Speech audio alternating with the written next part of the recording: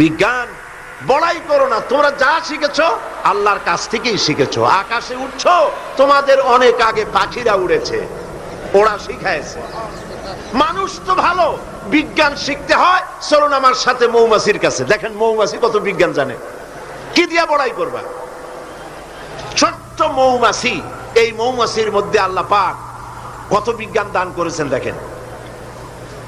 আল্লাহ রাব্বুল আলামিন বলেন, ওয়া আওহা রাব্বুকা ইলান নাহলি আন ইত্তাখিযি মিনাল জিবালি বুয়ুতাও ওয়া আশ-শাজরি ওয়া মিম্মা ইয়ারুশুন। আল্লাহ পাক বলছেন, ওয়া আওহা রাব্বুকা ইলান নাহলি, মৌমাছি পৃথিবীর মানুষকে 4টা বিজ্ঞান শিখাইছে। কয়টা বিজ্ঞান? দেখুন 4টি বিজ্ঞান কি। মৌমাছি, আল্লাহ পাক বলেন আমি মৌমাছিকে, মৌমাছির উপর একটা সূরা আছে না, জোরে কোন আছে না? সূরাটার নাম কি? সূরা নাহল। মৌমাছির উপর একটা সূরা।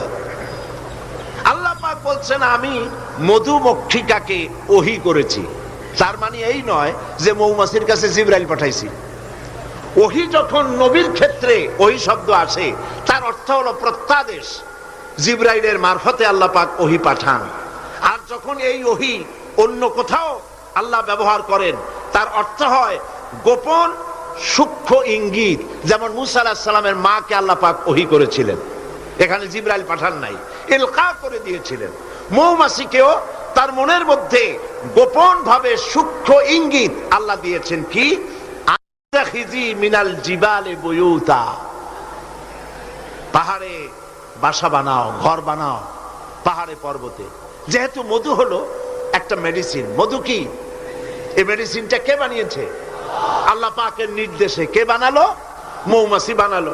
কাজে এই মেডিসিনটা দিয়ে শুধুমাত্র গাছপালা যে দেশে আছে সেই দেশের মানুষ উপকৃত হোক, তাহলে তো সারা পৃথিবীর মানুষ পাবে না আল্লাহর এই ওষুধ। এই জন্য মৌমাছিকে বলা হচ্ছে পাহাড়ে বানাও। পাহাড় হয় মরুভূমির ভিতরে বেশি হয়, এই পাহাড়ের গায়ে গিয়ে চাক বানাও। ওয়ামিনাশ শাজারে, আর গাছে চাক বানাও। ওয়ামিম্মা ইয়ারিশুন, আর বিল্ডিং এর কার্নিশের তলায় গিয়ে চাক বানাও। কইতে ইচ্ছা করে না? এই 3 জায়গায় চাক বানাও। এই 3 জায়গায় চাক বানাতে গিয়ে মৌমাছি 4টা বিজ্ঞান দেখাইলো। হচ্ছে কেমিস্ট্রি। অথচ মৌমাছি কোন সায়েন্স ল্যাবরেটরিতে পড়াশোনা করে নাই, কথা ঠিক কিনা? তার কেমিস্ট্রিটা কি? কার্নিশের নিচে বিল্ডিং এর গায়ের সাথে লাগানো মৌচাক আপনারা দেখছেন কিনা কোন? এটা ঝুলে থাকে, ঝুলন্ত অবস্থায় থাকে। একটা পরিপক্ক ঝুলন্ত মৌচাকে কম করে হলেও সব থেকে বেশি যা শুনেছি আধা মণ থেকে 35 কেজি, 30-35 কেজি পর্যন্ত ওজন হয়, এত মধু থাকে। এখন এই মধুটা ঝুলে আছে। এটা ঝোলাবার জন্য তার কাছে কোনো সুপার গ্লু ছিল না, কোনো আটা ছিল না। আল্লাহ পাক তাকে এমন আটা শিক্ষা দিয়েছেন যে আটা লাগায় দিয়েছে, লাগাবার পর মৌমাছি সেখানে মধু দিয়া 20 কেজি, 30 কেজি, 35 কেজি পর্যন্ত হইল, অথচ ছিঁড়ে পড়লো না। ঠিক কিনা বলেন? মৌচাক কার্নিশ থেকে ছিঁড়ে পড়ে গেছে এরকম দেখা গেছে নাকি? না। মৌ যখন ভরে গেল, তখন মধু কেটে নিয়ে যাওয়ার পর ছেঁড়া খাতা যেমন ঝোলে, ওই রকম দেখা যায় ছেঁড়া খাতার মতো ঝুলছে, তাও পড়ে না। 6 মাস 1 বছর পর্যন্ত লেগে থাকে। ছোট্ট মৌমাছিকে এই আটা জাতীয় কেমিস্ট্রি কে শিখাইল? এই বিজ্ঞান কে তারে শিক্ষা দিল? সুবহানাল্লাহ। এরপরে দেখুন মৌমাছির দ্বিতীয় বিজ্ঞান, ইঞ্জিনিয়ারিং টেকনোলজি। মৌমাছি বাসা বানালো। সেই বাসা 6 কোণ বিশিষ্ট চেম্বার, এক একটা চেম্বার 6টা কোণ। লক্ষ্য করে দেখবেন, সমান মাপের কোণ বিশিষ্ট চেম্বার তৈরি করে লক্ষ লক্ষ চেম্বার। অথচ তার কাছে জ্যামিতি বক্স ছিল না, তার কাছে মেশিন মাপ করে সুন্দর করে এটাকে এভাবে সাজাইয়া এই মৌমাছি ভিতরে মৌ ঢুকাইয়া আবার চেম্বারগুলির মুখ আটকায় দিল, যেন ফোটা ফোটা হইয়া যা সে সঞ্চয় করেছিল তা যেন পড়ে না যায়। এই যে বাসা বানাইলো, এটা হলো তার ইঞ্জিনিয়ারিং টেকনোলজি। এই টেকনোলজি আরো যদি দেখতে চান, বাবুই পাখির কাছে যান। বাবুই পাখিরে ডাকি, বলিছে চড়াই, কুড়ে ঘরে থেকে করো শিল্পের বড়াই। যদিও বাবুই পাখি, চড়ুই পাখি বাবুই পাখিকে এটা বলেছে, আসলে শিল্পের বড়াই করার মতো। এই যে চতুর্দিক থেকে পাতাগুলি ছিঁড়ে এনে যে বাসা বাবুই পাখি বানালো, আগেই কোন সুবহানাল্লাহ। এই বাসা শুধু বাসা নয়, এর মধ্যে বেডরুম আছে, এর মধ্যে ডাইনিং রুম আছে, মাস্টার বেডরুম আছে, শুধু টয়লেট নাই। নিচ দিয়ে ঢুকবে, আবার ব্যাকডোর দিয়ে নিচের থেকে আক্রান্ত হলে ব্যাকডোর দিয়ে পালাবার ব্যবস্থাও আছে। এই বাসার ভেতরে কোন বিদ্যুৎ লাইন, পিডিপি বা আরইবি কেউ লাইন দেয় নাই, ফলে বেচারা অন্ধকারে তারা স্বামী স্ত্রী কনজুগাল লাইফ লিড করবে কি করে। সেজন্য ওর মাথার মধ্যে আল্লাহ এমন বুদ্ধি দিলেন, কিছু কাদা এনে বাসার ভেতরে কাদা লাগিয়ে জোনাকি পোকা 5-6টা ধরে এনে মাথা ভিতরে ঢুকায়া পাছা বাইর করে দিয়ে রেখেছে। অটোমেটিক 0 পাওয়ারের বাল্ব তৈরি হয়ে গেছে।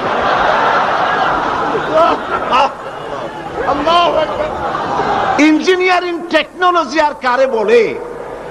আমার দেশের ইঞ্জিনিয়ার যারা আছেন, এই রকমের বাসা বানানো তো দূরের কথা, ভালো করে বাসাটা খুলুন তো দেখি, বুঝবো আপনি কেমন খুলতে পারেন। খুলতেই পারবেন না, বুনানো তো দূরের কথা। এটা গেল 2 নম্বর টেকনোলজি। এরপরে হলো মেডিকেল সায়েন্স, চিকিৎসা বিজ্ঞান। আল্লাহ রাব্বুল আলামিন মৌমাছিকে বলছেন, সুম্মা কুলি মিন কুল্লি সামারাতি ফাসলুকি সুবুলা রাব্বিকা যুলুলাব। সব রকমের ফুল থেকে মধু চুষে নাও আর তোমার রবের নির্ধারিত পথে চলতে থাকো। সব রকমের ফুল থেকে মধু আহরণ করে মৌমাছি আহরণ করে এক জায়গায় রাখলো, পয়জন হলো না, এটা মানুষের জন্য সেবা হয়ে গেল। আর মধু কখনো নষ্ট হয় না, কখনো পচে না। মধু যদি পিওর থাকে, ওর ভিতরে যদি আপনি কিছু না মিশান, বছরের পর বছর মধুর পিও থাকবে, নষ্ট হবে না। আলহামদুলিল্লাহ। ঔষধের পচন ক্রিয়া নষ্ট করার জন্য অ্যালকোহল ব্যবহার করা হয়। বিজ্ঞানীরা আবিষ্কার করেছেন অ্যালকোহলের কোনো প্রয়োজন নাই, বরং অ্যালকোহলের পরিবর্তে হালাল মধু ব্যবহার করলেই ঔষধের পচন ক্রিয়া নষ্ট হতে পারে। আল্লাহ পাক বলেছেন, ফিহে শিফাউল লিন্নাস, এর মধ্যে রয়েছে মানব গোষ্ঠীর জন্য সেবা, রোগের প্রতিষেধক। সুবহানাল্লাহ বিহামদিহি। এটা হলো মেডিকেল সায়েন্স। চতুর্দিক থেকে মধু সংগ্রহ করে একত্রিত করছে, পয়জন হচ্ছে না, এটা তার জন্য, মানুষের জন্য সেবা হয়ে যাচ্ছে। 4 নম্বরে মৌমাছির কাছে যে বিজ্ঞান শিখবেন সেটা হলো মেরিন বায়োলজি। আল্লাহ পাক বলছেন, ফুল থেকে মধু আহরণের জন্য তুমি চলে যাও, কিন্তু রাস্তা ভুলে যেও না, রাস্তা ভুলে যেও না। একটা মৌমাছি তার বাসা থেকে, এগুলো নিয়ে যারা রিসার্চ করেছেন, প্রাণীতত্ত্ববিদরা বলেছেন, মৌমাছি ফুল থেকে মধু গ্রহণ করার জন্য নিজের বাসা থেকে 10 মাইল পর্যন্ত দূরে চলে যায়। আপনারা কোনোদিন দেখেছেন কোন মৌমাছি আপনার ঘরে এসে পথ খুঁজতেছে, বাবা বাসা হারাইছি, যাবো কোন পথে, তালাশ করছে কখনো? আল্লাহ পাক বলছেন, তুমি যাবে ফুল থেকে মধু আহরণ করার জন্য, রাস্তা ভুলে যেও না। সুবহানাল্লাহ বিহামদিহি। সমুদ্রের ভিতরে নাবিকেরা যখন জাহাজ চালায়, ইনল্যান্ড রিভার লাইনে, আমাদের দেশীয় নদীগুলিতে স্টিমার যখন থাকে, সামনে সার্চ লাইট থাকে, কিন্তু সমুদ্রে শিপগুলি, এদের কোনো সার্চ লাইটের দরকার নাই। সার্চ লাইট জ্বালাই দেখবে কি? পানি আর পানি, কি দেখবে? সেই জন্য তাদের জন্য প্রয়োজন হচ্ছে একটা মানচিত্র আর একটা কম্পাস। কম্পাস, মানচিত্র, রাডার, এগুলিকে ফলো করে স্টিমার, শিপগুলি মহাসমুদ্রের ভেতর দিয়ে চলে, পথ হারায় না। এবার আপনি বলেন, মৌমাছি নিজের মৌচাক, এই চট্টগ্রাম কলেজের কার্নিসের নিচে তার বাসা, মধু আহরণ করার জন্য চলে গেল। এখান থেকে 10 মাইল কদ্দূর? বদ্দার হাট নাকি হাটহাজারী? হাটহাজারী গেছে মধু আনতে। ওর কাছে কোনো কম্পাস ছিল? কোনো মানচিত্র ছিল? কোনো মানচিত্র, কোনো কম্পাস নাই। চলে গিয়েছে মৌ আনতে, আর ঠিক সেখান থেকে মধু মুখে করে এনে আবার জায়গায় পৌঁছে গিয়েছে। সুবহানাল্লাহ বিহামদিহি। হে মানুষ, তুমি কোনটা দিয়ে আল্লাহর সাথে, তুমি কি দিয়ে নিজের বড়াই করো? কোন ক্ষেত্রেই মানুষের বড়াই নয়, সমস্ত শ্রেষ্ঠত্ব, বিরাটত্ব, মহানত্ব সবটাই আল্লাহ রাব্বুল আলামিনের জন্য। জোরে সরে বলেন আল্লাহু আকবার।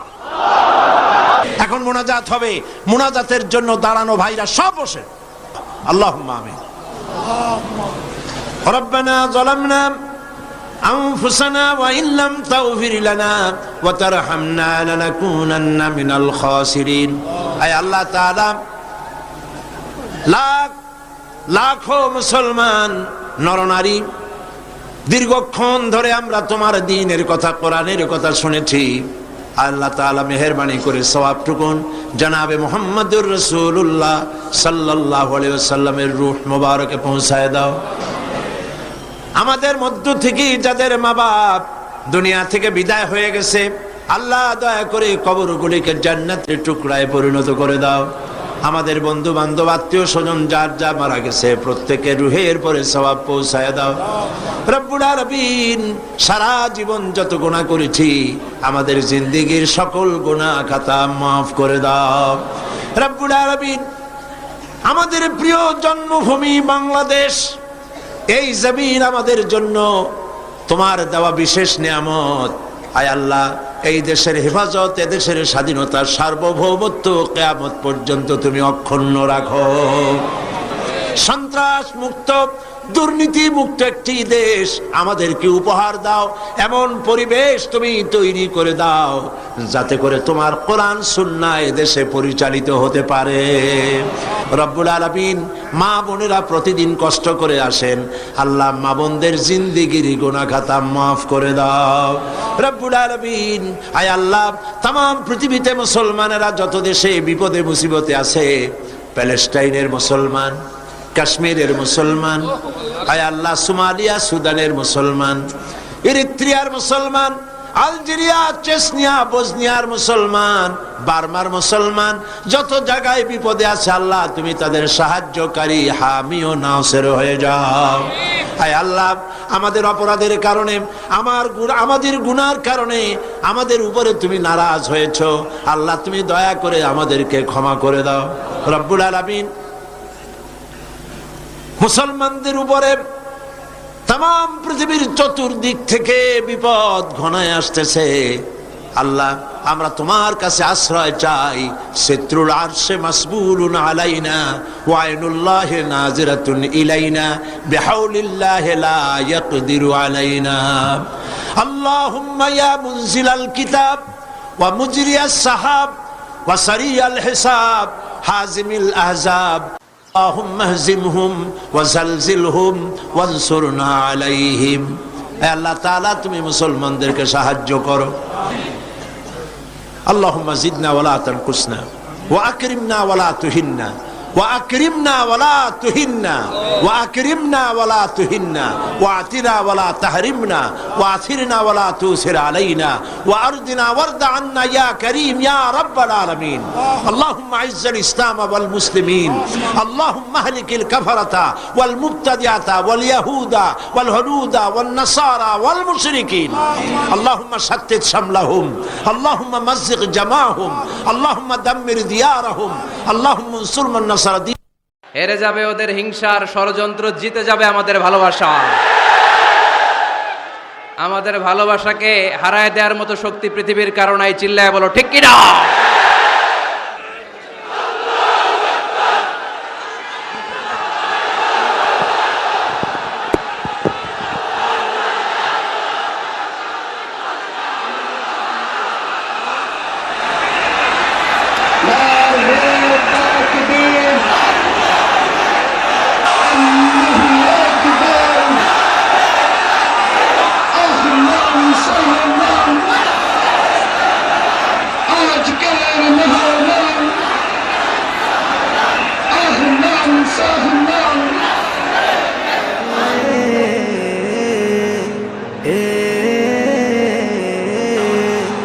আসবে আবার ফিরে বাংলার ঘরে ঘরে ইসলামের বাণী নিয়ে আল আজহারি আসবে আবার। খেজুর, কোন আলেম খেজুর একটু চিবিয়ে ওই চিবানো খেজুরটা বাচ্চার ঠোঁটের মধ্যে লাগাই দিবে। আল্লাহ রাসূল সাল্লাল্লাহু আলাইহি ওয়াসাল্লাম বাচ্চাদেরকে এরকম তাহনিক করতেন। Rose TV 24. Enjoy by listening to the Holy Quran. সন্তান দেয়ার মালিক কে? আল্লাহর কাছে দোয়া করবেন, রব্বিলা তাযারনি ফারদাও ওয়া আনতা খায়রুল ওয়ারিসিন। এটা নবীদের দোয়া, পারেন না দোয়াটা? সবাই পড়েন আমার সাথে, রব্বিলা তাযারনি ফারদাও ওয়া আনতা খায়রুল ওয়ারিসিন। এর মানে হলো, আল্লাহ আপনি আমারে নিঃসন্তান বানিয়ে এই দুনিয়ায় রাখবেন না, আপনি তো উত্তম উত্তরাধিকার তৈরিকারী, আপনি উত্তম সন্তান দানকারী, ঠিক কিনা? আল্লাহ তাআলা সন্তান দেন, এজন্য আপনি দোয়া করবেন, এই দোয়াগুলো পড়বেন। রব্বি হাবলি মিনাস সালিহিন, আমার সাথে সাথে আওয়াজ করে পড়েন, রব্বি হাবলি মিনাস সালিহিন। কেউ বাদ যাবেন না, আওয়াজ করে সবাই পড়ুন, রব্বি হাবলি মিনাস সালিহিন। এর অর্থ হচ্ছে, হে আল্লাহ আপনি আমাকে নেককার সন্তান দান করেন। আওয়াজ করে পড়েন আমিন। নেককার স্ত্রী, নেককার সন্তান আল্লাহর কাছে চাইতে হয় ভাইয়েরা, না চাইলে পাওয়া যায় না। আল্লাহ ছেলে বা মেয়ে কিছু একটা দিলেন, তখন শুকরিয়া করবেন কার? নাকি না শুকরি করবেন? অনেকে ছেলে পছন্দ করে, মেয়ে পছন্দ করে না, আছে না নাই? যদি কেউ থেকেও থাকে, চেঞ্জ ইউর মাইন্ড, আপনার মাইন্ডটা চেঞ্জ করেন। ছেলে হোক মেয়ে হোক, শুকরিয়া করবেন কার? কারণ পৃথিবীর এই যে বড় বড় বিজ্ঞানীরা মাইক বানাতে পারে, মোবাইল বানাতে পারে, কম্পিউটার বানাতে পারে, রকেট বানাতে পারে, জেট প্লেন বানাতে পারে, হেলিকপ্টার বানাতে পারে, কিন্তু পৃথিবীর সব বিজ্ঞানীরা মিলে একটা বাচ্চা বানাতে পারবে? একটা সন্তান বানাতে পারবে? আর্টিফিশিয়াল মাঝে মাঝে রোবট বানায়। একটা রোবট আসছিল আমাদের দেশে, সোফিয়া নামে, মনে আছে? এরকম আরো ডেভেলপড রোবট তারা বানিয়েছে, কিন্তু এগুলোও কাজ করে না। এদিকে যাইতে গেলে মাঝে মাঝে ওদিকে চলে যায়। আর এগুলোর সিস্টেম সফটওয়্যার ভিতরে ঢুকাই দিতে হয়, সফটওয়্যারে যা, এর বাইরে কিছু বলতে পারে না। তাহলে গোটা বিশ্বের সবগুলো রোবট এক জায়গায় রাখলে আল্লাহর দেয়া একটা মানুষের ব্রেনের সমান হবে? এই পৃথিবীর সবচেয়ে পাওয়ারফুল কম্পিউটারের নাম হচ্ছে দি ক্রে 1 সুপার কম্পিউটার। আমেরিকার মিলিটারি বেইজে বিভিন্ন ম্যাথমেটিক্যাল ইকুয়েশন ড্র করার জন্য এই কম্পিউটার তারা ইউজ করে। এরকম 10,000 সুপার কম্পিউটার মিলেও একটা হিউম্যান ব্রেইনের সমান হবে না। চিল্লায় পড়েন সুবহানাল্লাহ। তাহলে ছেলে হোক মেয়ে হোক, শুকরিয়া করব কার? অনেকে ছেলে হইলে মহা খুশি, পাড়ার সবাইরে মিষ্টি খাওয়ায়, মেয়ে হইলে খুশি হয় না, আছে না নাই? এরকম করবেন না, কারণ আপনার হাতেও নাই, আপনার বউয়ের হাতেও নাই। কার হাতে? তো যেটা আল্লাহর হাতে, এটা নিয়ে আপনারা তো টেনশন কেন? আল্লাহর হাতে ছেড়ে দেন না।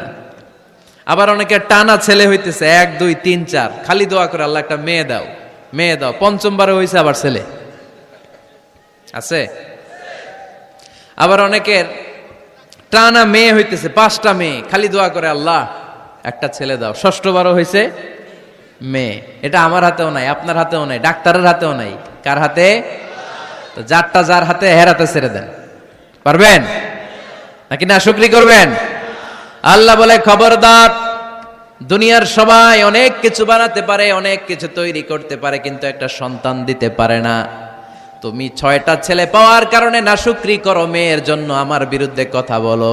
এমন অনেক দম্পতি আছে 20 বছর কেঁদে কেঁদে জীবনটারে শেষ করে দিল। আমি এমন পরীক্ষায় ফেলেছি, একটা সন্তানও তাদের দেই নাই। আল্লাহ অনেকের কিছু দেন নাই। ছেলে দেয় কে? সবাই বলতে হবে, ছেলে দেয় কে? মেয়ে দেয় কে? ছেলে মেয়ে দুইটাই দেয় কে? আবার কাউরে ছেলেও দেন না, মেয়েও দেন না, তিনি কে?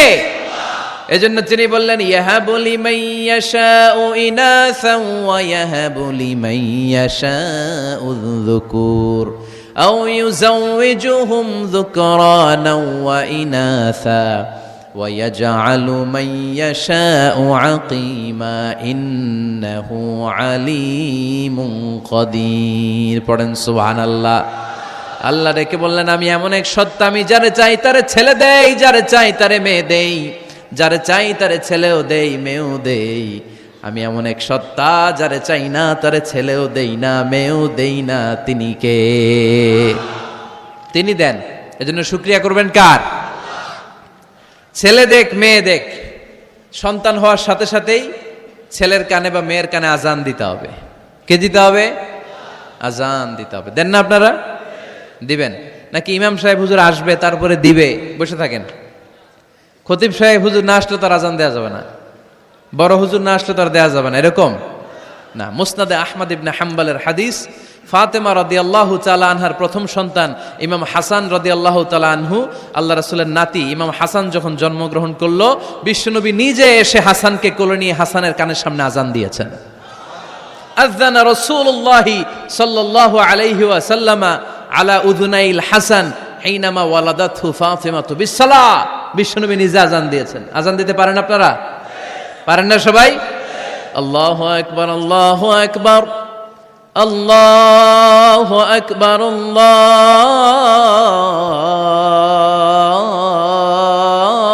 আল্লাহু আকবার। পারেন না আজান দিতে? নিজের ছেলের কানের সামনে নিজে আজান দিবেন। যদি নানা হয়ে থাকেন, নানা